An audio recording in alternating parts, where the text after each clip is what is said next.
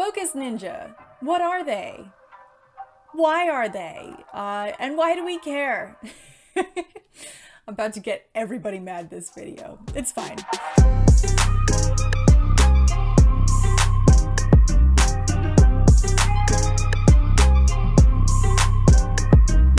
So Focus Ninja is this thing where like every season there's supposedly like one character that gets the majority of focus and we assign it to that ninja because we feel like it. And for the longest time it was like a running joke that like, oh man, Lloyd and Kai have the most focus.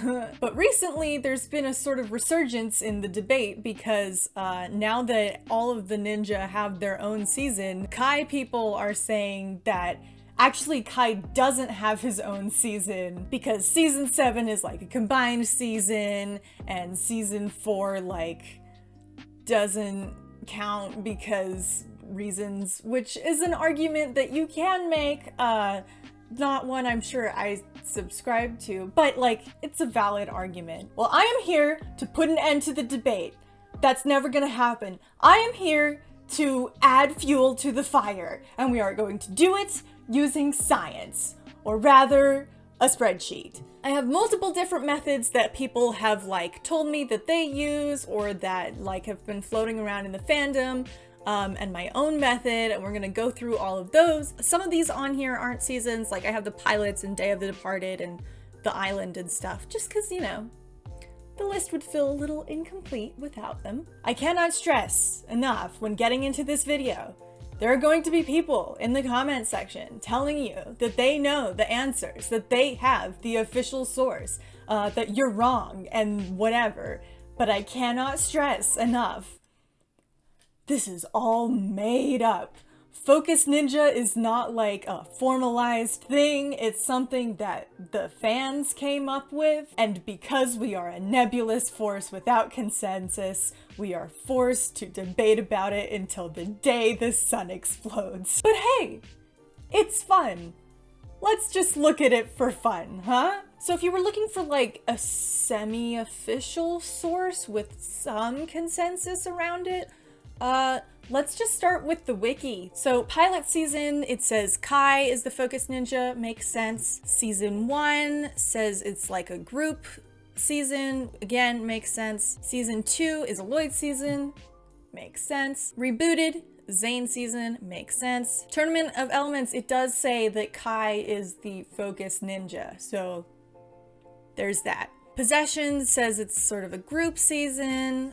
Season 6, Jay, obviously. Day of the Departed, Cole. Sons of Garmadon, Lloyd. Hunted, Wu is the mascot character, and it's like a no focus. March of the Oni, group season. Secrets of Spinjitzu, group season. Prime Empire, Jay. Master of the Mountain, Cole. The Island, group thing. And then Seabound is Nia. All of these, for the most part, like, make sense.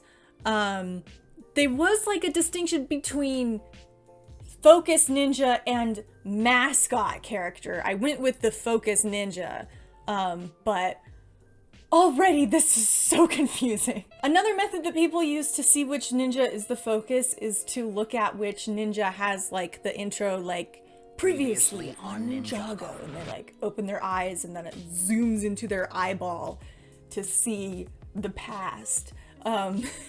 So in the pilot seasons, obviously, Kai. Lloyd is both in season 1 and in season 2. Zane in season 3. Kai in season 4 again. In Possession, Lloyd does the intro. Skybound has Jay doing it. Day of the Departed doesn't really have an intro. It's just kind of like the eclipse for a little bit and then it starts. So Eclipse season. Hands of Time, they have both Kai and Nia doing it. Lloyd does the intro for Sons of Garmadon. And then in season 9, Garmadon does the intro. So like, Garmadon season? And then in March of the Oni, Cole does the intro, which really doesn't make sense because he's not really that much more important than any of the other ninja, but whatever. That's what the intro says. that's what's going on the list. And then after we switch animation studios, we don't really have the eye-opening intro. The previously portion is sort of introduced by like the environment. So the season 11 intro is just sort of like fire and ice, which I feel accurately represents the season to an extent. Prime Empire has like the arcade. Master of the Mountain has like the mountain presenting the intro. The island is just sort of the island. And then Seabound has like the ocean, which I guess Nia is the ocean now, so that one is actually really accurate. So another really base way that it's been done for a while is just looking at like the set box art for the season, and then from that determining who the focus character is, which isn't an awful method. So let's take a look. So for the pilot seasons, I mean, you had Kai. For season 1, you have the Green Ninja in the corner. It's not like specifically Lloyd at this point, it's just sort of generic Green Ninja, but it's Lloyd. And then for season 2, you have the Golden Ninja in the corner, which again is Lloyd. For Rebooted, you had Zane in the corner. Season 4, you had Kai on the side of the box. And then for season 5, you had sort of like a ghosty looking Lloyd one, which maybe is like Moro possessing Lloyd. But for the most part, like if you were to just see this, you'd think, oh, that's Lloyd. So Lloyd again. For season 6, obviously you had Jay in the corner. Were there Day of the Departed sets? I have to assume so. I'm not a set person, you guys. So it looks like they did have sets and Cole was in the corner. And then for season 7, you actually did have both Kai and Nia in the corner of the sets. For Sons of Garmadon, it looks like they had Garmadon in the corner, which I guess works. And then for Hunted, they had Wu actually in the corner of the box. And then I don't know, again, if they had like sets for March of the Oni. They had like the legacy sets that were sort of tied in with the legacy shorts that came before, but I don't know. I'm maybe just put inconclusive. And then the packaging sort of changes. So you don't have like a head in the corner, but you do have a flaming Kai on the side of the box, so there's that. Again, Prime Empire, you don't really have like a thing in the corner, but you do have Jay in this little box thing. I guess we can do Jay. So for Master of the Mountain, it looks like Cole is like in the bottom corner. For the island, they have like a little Lloyd face in the corner. And then for Seabound, you have, I assume this is Nia. That might be Naiad.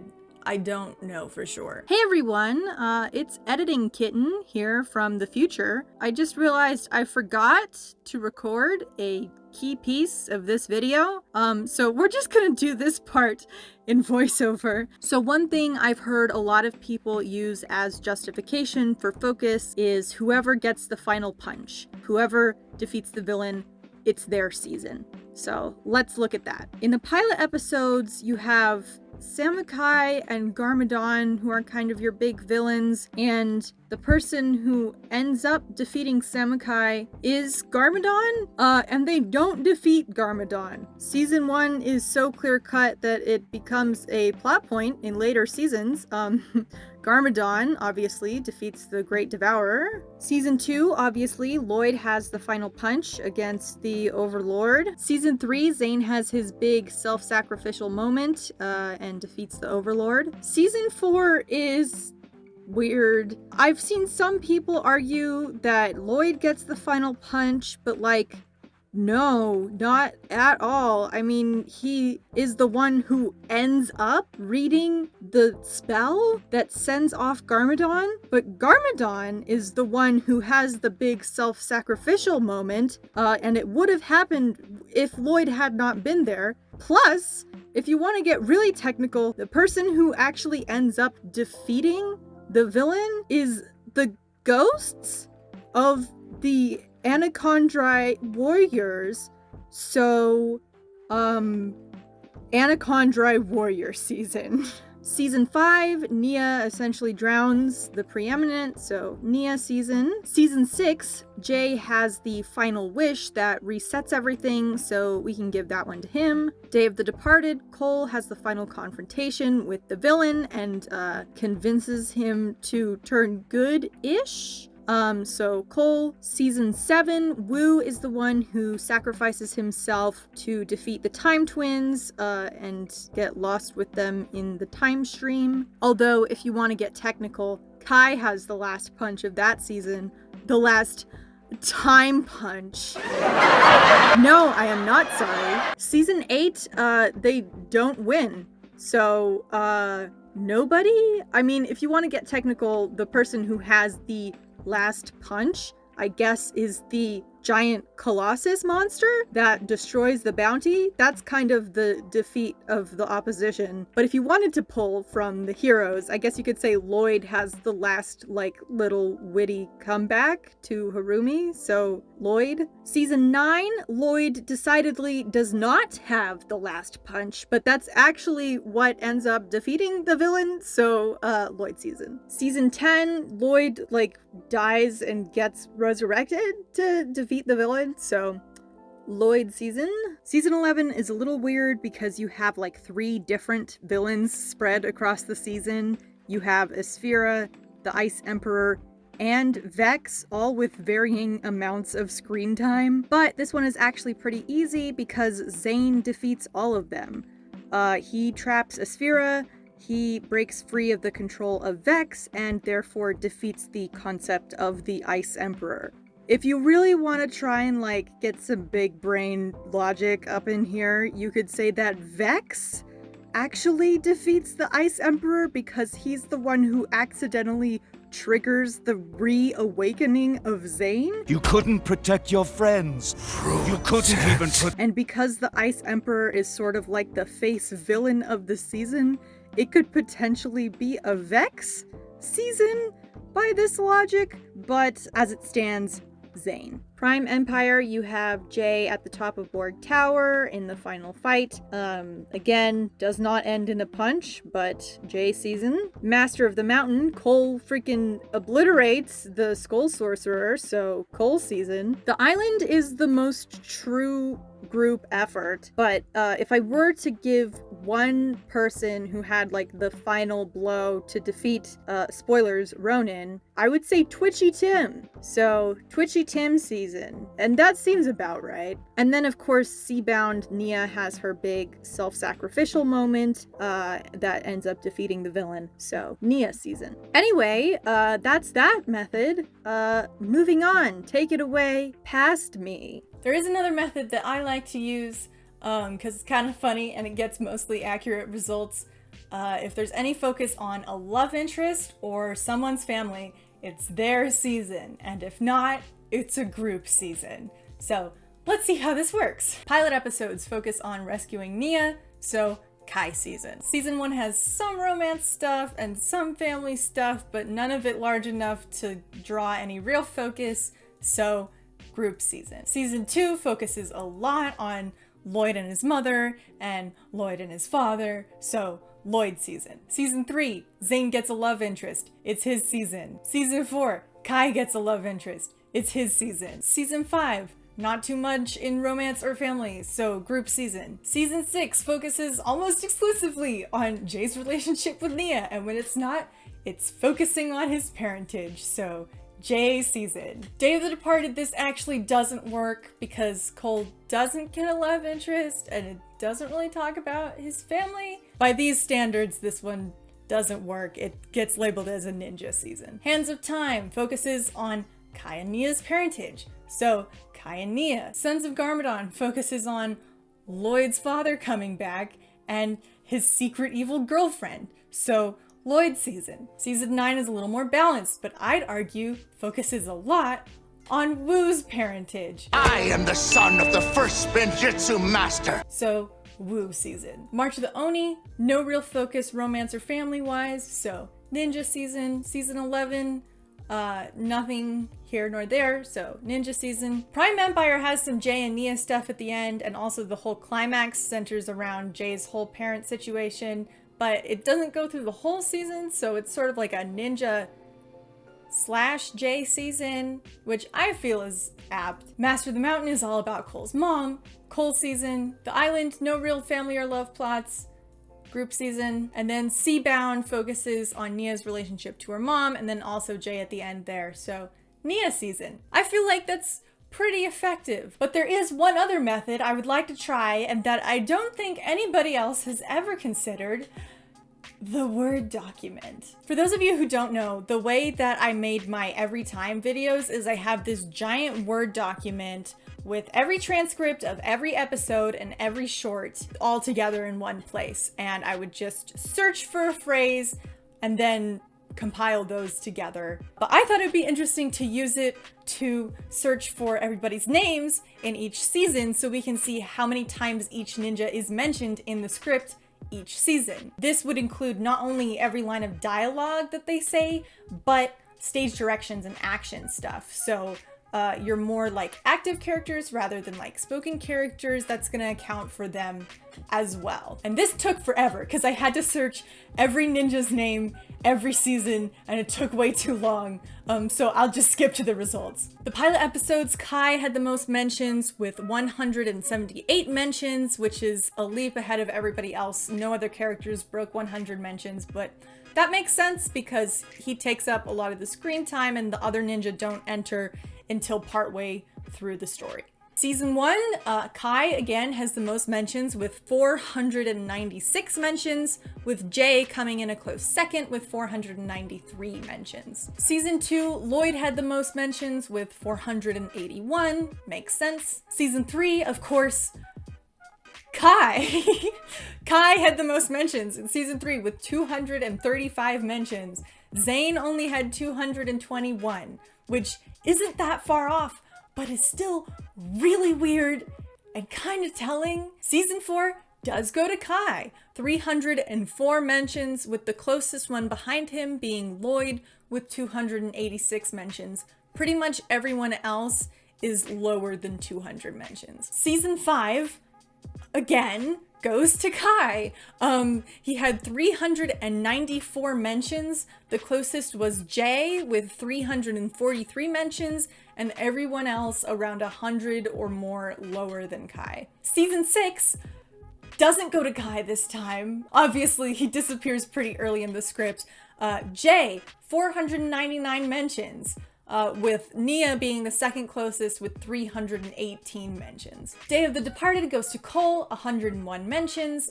Everybody else is at or below 50. Season 7, Kai again has the most mentions, 356, with Nia again in second place, 311 mentions. Season 8, Lloyd has the most mentions, 413 mentions, and an interesting thing about this season as well is that up to this point, most of the time it was like Kai and Jay have the top mentions, with Lloyd bumping up depending on his relevance in the season. But this is the first season where Zane and Cole actually come in like second and third place. And from this point on, it gets a lot more random who gets, you know, second, third placing in this season, which I thought was really interesting. Season 9, Lloyd had the most mentions with 238 mentions, but across the board, this one was a lot more even just because the screen time is literally split in half. Season 10, Lloyd had the most mentions again with 250 mentions. Cole's title card may be a little bit justified. He did have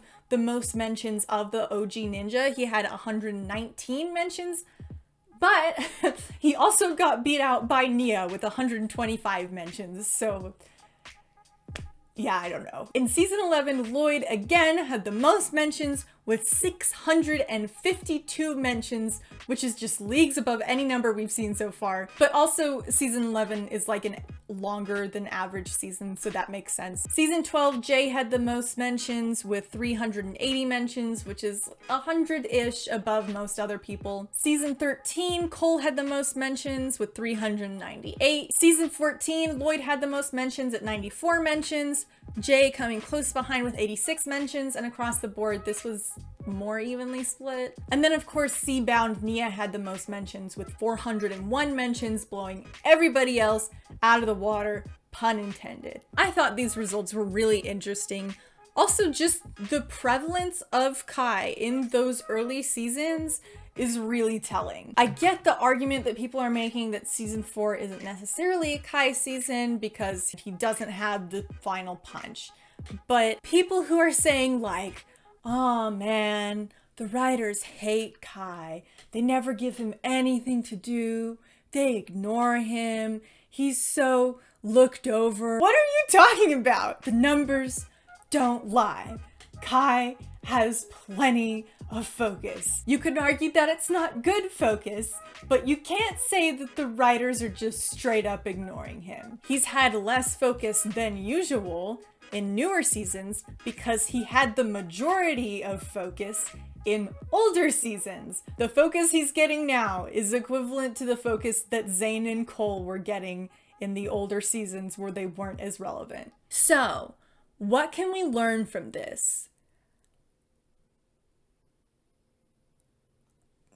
I don't know.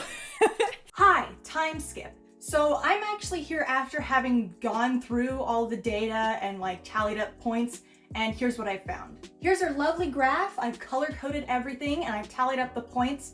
Pretty simple system. If you show up, you get a point, and then you also get a half point if you scored in anything that is not a season. So the pilots, Dave the Departed, and The Island. And after scoring up all the points, no surprise, Lloyd has the most points with 19 points. Kai came in second place with 13.5 points. Jay came in third place with 10.5 points. Nia came in fourth place with 9 points. Cole came in fifth place with 8 points. And then Zane came in sixth place with 6 points. Interesting to note, there were 2 instances in which going through a method, Ninja did not show up once. That being, as previously discussed, Kai has never had the final punch. He's never defeated a villain at the end of the season. And then when going through the Word document, Zane never showed up as the most mentioned person. So, theoretically, all we need to end the Focus Ninja debate is a Kai/Zane season where Zane gets the majority of lines, probably most of the A plot. Maybe he dies right before the end, because, you know, Zane does that. And then Kai, who's had slightly less focus, steps in at the end of the season to defeat the villain. Theoretically, that's all we need. And then everybody has done each of these things at least one time, which seems to satisfy most people. Also interesting to note, though, if you look at this, there are only 3 times in which a season yielded consistent results across every method. That being season 2, season 6, and Seabound. That's 3 out of the 17 things that we had on this list.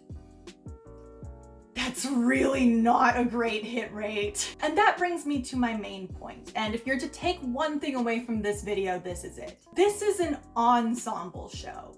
So, why are we trying to define it by individuals? Think about it for a second. That's like trying to assign personality types to fruits. Yeah, you can say apples are totally ISFJs, but like, why? It doesn't profit anyone anything, it's never going to have a consensus around it, and ultimately, it just leads to more contention than probably is needed. In order to have a concrete Focus Ninja season, one character is going to be doing all of the plot important stuff, all of the cool looking stuff, and the majority of everything else.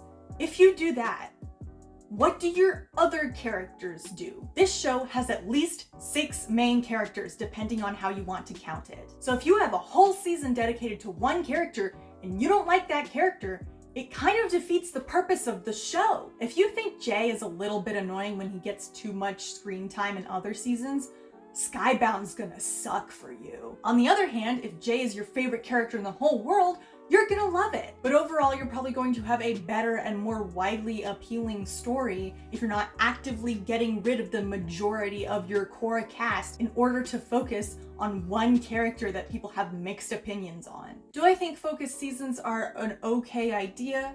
Yeah, maybe every once in a while, I guess. But I think the majority of the seasons shouldn't be labeled as focus seasons, and we shouldn't be worried about whether they are or they're not. This isn't golf. You don't win a new season by having the least amount of points. I've seen people do this with Kai, and with Cole, and with Jay, and with Zane. I've even seen people doing it with Lloyd, that technically X, Y, and Z doesn't count, so numerically we need another one. It's so stupid to me. I can't even properly express it in words. I don't feel a need to assign focus and tally it up, and well, I just did a whole video doing that. Point is, it's not productive, and I don't want to do it anymore. So can we not? Anyway, I'll toss it back to non-monitor me to talk about actual show stuff instead of just my frustration with the fandom. I do have one question though. Why? Why do we do this? Why do we care? Like, why does it matter at all? Focus Ninja seasons often have whatever the Focus Ninja is being taken away from the rest of the ninja and going on their little focus side plot and then returning later. And what does this give you? Nothing. The part of the show that I like the best is when all these characters interact with each other, and when we have Focus Ninja seasons, that doesn't happen as much. If you think about the older seasons, Season 3 and Season 6 are the two focus seasons that nobody will debate you on. Those are Focus Ninja seasons. And what do they have in common? They're the most hated of the original run. Even including the newer ones, Master in the Mountain and Seabound. Both of these people like, but all of these don't really have solid character arcs for their main character. Think about it. Season 3, what did Zane learn? Really, what did he learn? At the end of the season, they had this little tidbit about it's not about numbers, it's about family. But that was never a problem that Zane had. The whole thing with him is that he's so human, he thought he was human for the majority of his life. He doesn't need to get over his roboticness. If anything, his arc is that he needs to embrace it, not that he needs to learn to become more human again. And if you just look at the themes of the season in general, you start off the season with all of this technology, and it turns out that it's bad and evil, and by the end of the season they get rid of all of it, and it never comes back into the series again. The moral of the Zane season is that technology is bad. What is this? Season 6, Jay actually has a coherent character arc, but it's a little weird because the whole point is getting him to overcome all these misogynistic character traits that they've given him season 3 through season 5. And, oof. He needs to, learn to be less possessive of human beings and let other people do stuff, and everything doesn't revolve around him. They needed a whole season to get rid of Jay's unlikable qualities, and depending on who you ask, it didn't even work. Moving on to season 13, what does Cole learn? I don't know. They have this whole thread of you have to defend the innocent against evil, but again, this is never a problem that Cole's had. He always defends against evil. He doesn't learn that. He doesn't rise to that. We just learned that his mom told him to do that. So the season essentially functions in just telling us, hey, Cole, his character is still a good character, but we're just gonna acknowledge that he has a mom now. And then in season 15, what is Nia's character arc? They have this through line of that's how the cookie crumbles. Sometimes you have to make hard decisions, which again, isn't a problem that Nia ever had. Also, this character arc that she didn't need is the same character arc that she didn't need the first time they did it, when she reached her true potential. The whole point of that character arc was she's afraid of failure, so she doesn't want to do hard things. Both of these character arcs are just telling Nia, hey, sometimes you gotta do hard things that you don't want to do. And both times it doesn't make sense because she's one of the most determined, stubborn people in the cast. But you know what character arcs I do like? The little mini ones. The little side character arcs. Those are actually done really well. And because Cole for the longest time was the one character without a season, he's gotten a lot of little mini character arcs. Season 4, he has to learn how to forgive a friend and to adapt to his surroundings, to very apt lessons. Season 5, he has to deal with like the aftermath of a traumatic event and processing that and learning to accept himself. A very real thing. Season 9, he has to like become a father, which is a little more abstract, but it is a progression for his character. That isn't something he's done before. And then in season 11, he has this whole thing about like dealing with guilt and like, how do you cope with that? And then there's the whole thing with Crag, which is like, I mean, super wholesome. I like all of these little character arcs. They're very cute and they're actually relatable. I also like character focus episodes. Things like The News Never Sleeps and Kaiju Protocol and, you know, the OG, The Royal Blacksmiths. All of these are fantastic, wonderful episodes and a lot of people's favorites. I think having character focus episodes is a lot more productive than having character focus seasons. I'd like to see some more like weird team ups, like have an episode where like Pixel and Jay have to go on a mission together. That'd be awesome. So yeah, I don't think we need character focused seasons. I think we could probably leave them behind and we would be just fine. So that's my conclusion. No more Focus Ninja. Except for Pixel. Give Pixel a season.